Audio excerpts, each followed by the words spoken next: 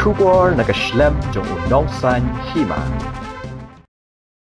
Ki pulet ka is Jaiñtia Hills hakas ngai pale. Ki lapentep bakila lap badai ki Kurim narilum Jaiñtia lembat arngot ki Nong Assam ki baladon kti ban Ïarap ban penpoy yahen rengot ki Suba Nong Bangladesh sha Meghalaya ha kini ki khindat ngi.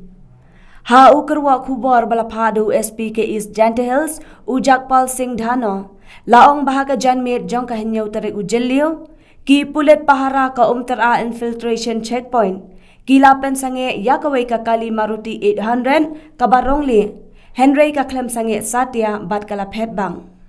ha kapor kumba phrabaje janmen u pulet badai pet yaka khardap talasi mender ha clearian lane ke infiltration cleariat checkpoint is Jaiñtia Hills ulayo jingtep naka KSU cleariat unit ba prangot gibriu kila syaban bat yakini lalet yalam syathanat clearian ban le yakabadan kam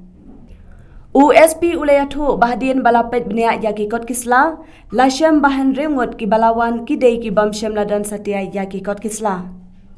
ula ongru bahaka jingtoken lashem baunong nya jongka kali ya ubalatep kerteng kum udiani trias keriam ubana kasnong menkrem West Jaiñtia Hills ka Kurim jong u ka merciful suja nakasnong kuliang East Jaiñtia Hills bad arngot ki Nong Assam u Muhammad Abdul Manan Laskar na Silchar bad Muhammad Ansari Jamal na Barpeta kiladon kti ban Ïarap penrong batket yakiti ki henrengon yaki bala subajur baki dei ki Nong shongshnong kari Bangladesh hadian ba usab inspector arbiswer jong ka infiltration cleariat checkpost East Jaiñtia Hills ula ai da ke FIR la penrong sandan daka kes hapo cleariat police station hapo ki kendon laispa nyopo IPC bat kendon khatsau jongka foreigners act ka jingtoket halor kane kadang ya chakman laong USP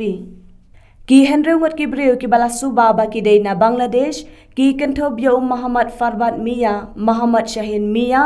Muhammad Shanu Mia Muhammad Kudus Mia